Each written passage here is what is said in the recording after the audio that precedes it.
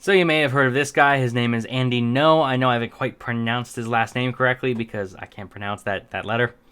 But he is an editor at Quillette. He is, as he stated, hated by Antifa. I don't follow him that closely, but I know he's a decent journalist. He's done good research. He's right-wing, obviously. He makes that clear. He makes his bias very clear.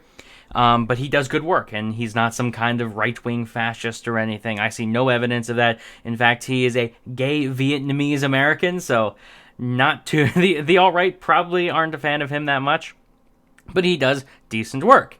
And he was reporting on, he was attending a rally which in Portland yesterday, which ended up being a clash between the Proud Boys and Antifa, and he was there like many other journalists reporting on it.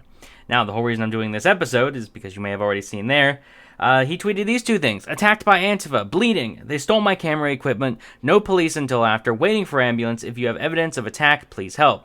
And there's the video below. I will leave you a link to his Twitter page here if you want to go through and watch all the videos, but I'm not going to, you can watch those on your own time if you want to. He also says, on way to hospital, was beat on face and head multiple times in downtown in middle of street with fists and weapons, suspects at large. So there's no camera evidence of that really, because it wasn't, like, again, they stole his camera stuff. So some people have been jumping to conclusions, people that don't particularly like him, saying that he faked it, saying he lied, this is all fake. He's obviously playing this up. If you look, again, he tweeted about it. He's in the ER here. He's posted pictures of himself in the ER of him looking sad. And people are going on at him about that for playing the victim, and he's probably faking it. But one, you have to keep in mind, I don't really have an issue with people playing the victim if they were legitimate victims. Like, if you're a victim of a crime, in an actual violent crime, is it playing the victim to report that to the police and tell people about it? I don't think so. I think that's just called common sense, and that's what you want to do rationally. Like, it's not playing the victim to report a crime. And this is later, he also tweeted this from the Portland police.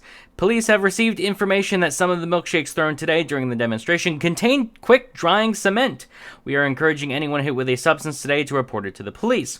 Now, this milkshake thing has been going on since the UKIP elections, since the elections for MEPs, and this happened mainly with UKIP members and Tommy Robinson and the Brexit Party, Nigel Farage as well. People started throwing milkshakes at these people, at these candidates, and the idea was like, oh, you're not physically attacking these people, you're not like physically assaulting them, but you're throwing like a harmless milkshake at them. It makes them look embarrassed. It ruins their clothes, and they might have to get them washed. But overall, it's no kind of like it's not a punch to the face or anything.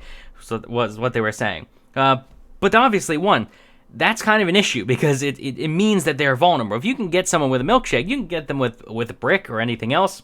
So obviously that's it's kind of testing the grounds there. And the people that were worried about the throwing of the milkshakes weren't just the milkshake specifically, but the idea was, what happened? Like, what else is there next? It will no doubt escalate. If people realize they can throw things like a milkshake at people and get away with it, they're going to escalate. And obviously we've seen here they're throwing milkshakes containing quick drying cement. So they're already escalating even further. And of course this is Antifa. This is what they do. They're a very violent organization. But that's not the whole point of this video, just to go and complain about them being violent. Time to find some absolutely ridiculous things. This guy named CJ Whirlman. I will say they already arrested 3 suspects. They did arrest 3 people who they believe to be the culprits, but I'm not going to publish their faces or their names as other people have, because they are suspects. So again, they're just suspects. Once it's confirmed, sure, I'll post it. But until then, I don't like posting people that are suspects of a crime, because then it's like, well, what if they didn't do it? I feel bad. But there's this guy, you see other journalists here, who is representative of all the arguments against Andy No and against what has happened here. I found a few people criticizing him for this, criticizing him being attacked, whatever. And I found this guy, and this guy seems to, again, compromise all the different arguments in one. So you have him here saying, Andy No has participated in white supremacist rallies where violence has taken place. I have no idea whether or not he has carried out acts of violence. What's indisputable is the fact he eggs on right-wing extremists to carry out violence against Muslims. Well, for one, has he participated in white supremacist rallies? Well, he's participated in the sense of he has attended Proud Boy rallies, who, I suppose some of those people, I'm told that the Proud Boys do have like a far-right element that they're trying to scrub, but for the most part, they're not a far-right organization. They're not a white supremacist organization. You can have bad people in their group, sure, because, again, it's a loosely knit group, but they're not some like white supremacist crazy group. So they're saying he has participated. It more seems like he follows them and reports on them. What I've learned today is actual Nazis are totally cool with gay Asian dudes, so long as they hold their tiki torch. And again, this is the idea of, like, oh, they're Nazi and that anyone they, like, it's the whole guilt by association thing. The idea that this person isn't actually, like, you call someone a Nazi who's not actually a Nazi. Well, all of a sudden, this person who is not actually a Nazi is not celebrating, but saying positive things about other people. Well, all of a sudden, Nazis are, this person that they are promoting is a Nazi supporter, and that thing. So it just builds up. There's another skirmish there, which this is the closest he got. He didn't really get beat up in this video here in particular. He got, I'll see if I can play it. He didn't really get beat up in particular. He got roughed up around something that is way worse. Like, if you look at the what's happened on his face, it's way worse. So this isn't the entire clip here. But someone replies, weird, you can see all those photos and journalists snapping pics in this video completely unharmed, and Antifa only takes issue with the right-wing provocateur Andy No. Also interesting, the video starts right at the moment he gets smacked. I wonder. This is moronic, because one, the video starts right when he gets smacked. You can edit videos, right? Like, what if the guy was just recording constantly, recording like an hour of footage, and then cut it down into the appropriate 12 seconds? Like, you could do that, believe it or not, with technology. You can cut down video like that. On top of that, they're saying, oh, like all these other journalists, nothing happens to them, but it happens to Andy No. Therefore, it must be him specifically. It's not journalists in general. Well, we know that Antifa doesn't go after journalists. They go after people they perceive to be Nazis. They don't go after a specific Nazi, but people they perceive to be Nazis. So as we've seen, and if you followed this at all, people call Andy No like a white supremacist, a fascist, or whatever. They've associated him with the Proud Boys. And again, the whole reason Antifa was in Portland was to fight the Proud Boys.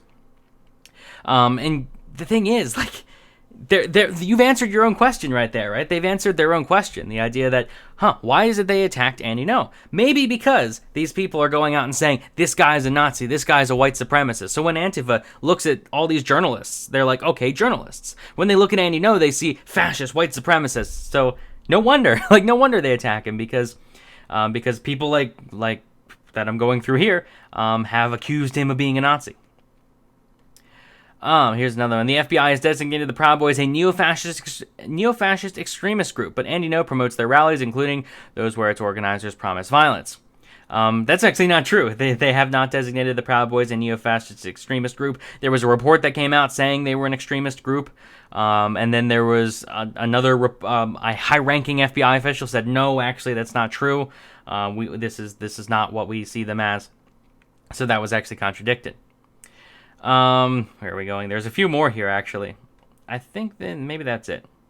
Oh yeah, here we go. This is another key one that I found.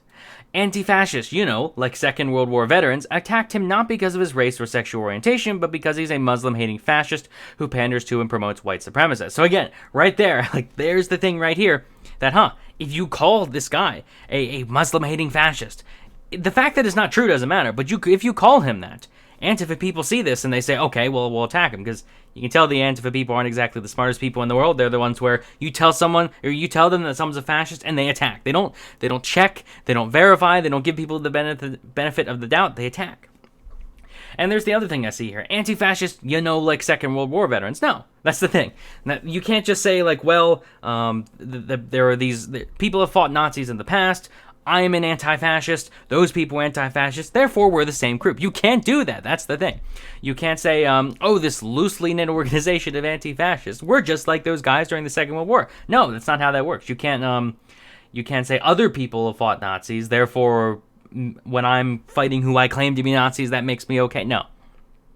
Okay, in no way am I endorsing or condoning violence in the above tweet or anywhere else. I'm merely explaining why Andy No was attacked. And yet he did say earlier that he didn't actually feel bad that he was attacked, which you never know. And here we go, the last one. This is the last one here. Andy No is a far-right activist and blogger who writes bogus scare pieces to incite hatred against Muslims. He's not a journalist in any capacity.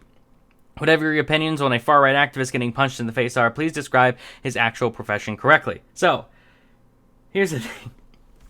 I think these are all false. I think Andy No's a nice guy. If you follow his work, which I don't follow it too closely, he seems like a really nice dude. I've listened to quite a few interviews of him. I've looked at his work and just skimmed over some of his more popular stuff, and he does pretty good. Like he seems like an actual good dude that is doing good work. all these people are wondering, like, why was this guy attacked? Doesn't it mean he was a bad guy because he was attacked? Right there, it's like, this is why he got attacked and the other journalists didn't. Not because of specifically what he says, but because of other people are going out and saying, yeah, this guy's a fascist, a far right activist. So it's all nonsense. But yeah, this is about it here, I believe. Yeah. So that's CJ Rollman, and I just wanted to go through his Twitter feed because he posted quite a few other things. But yeah, this pretty much covers it. Let me know what you think in the comments section. I believe there's a GoFundMe set up to cover his medical bills. If you're interested in that, I'll leave that in the description. But yeah, just to point out that this stuff is happening. It's happening specifically in Portland. Portland seems to have like a really big Antifa group there that's rather active. But let me know what you think in the comment section. Like the video if you enjoy. Subscribe for more. And thanks for watching.